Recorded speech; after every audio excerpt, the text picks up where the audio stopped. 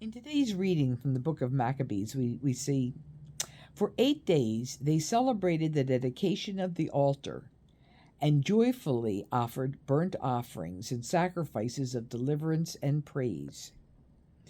They ornamented the facade of the temple with gold crowns and shields. They repaired the gates and the priest's chambers and furnished them with doors. There was a great joy among the people.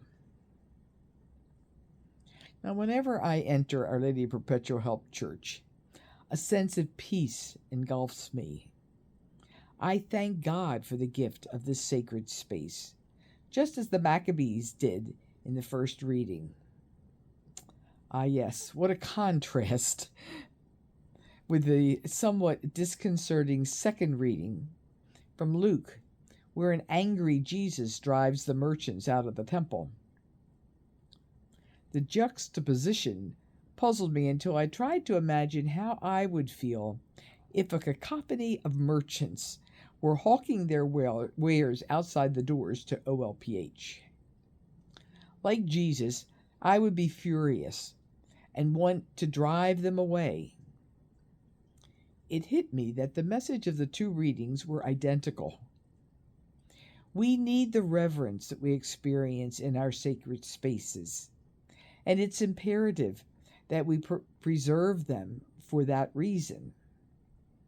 The closure of churches during the pandemic reinforced this understanding for me.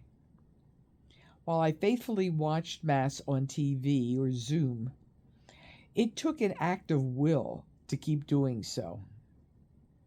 It just wasn't the same as sharing worship with others in a warm house of worship. I missed the sense of community and praying together that no electronic device could offer. I became more grateful than ever that our heritage involves an understanding that beauty promotes spirituality, finding God in all things, including statues and stained glass. Religious people are often criticized for spending money on buildings that could be spent on human needs. Some critics even suggest that the Vatican should sell its priceless artworks for the poor. Like, who would buy the Sistine Chapel? But we need our sacred spaces. Think about your place of worship, whether it's a cathedral or a tiny rural church. What has it meant to your life and that of your community? Where have you turned in time of sorrow for hope and inspiration? What are your joyful memories of Christmas or weddings and baptisms?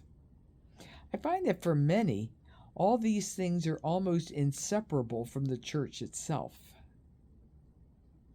Both the Maccabees and Jesus knew how important sacred spaces are to helping people experience the holy as they struggle through life.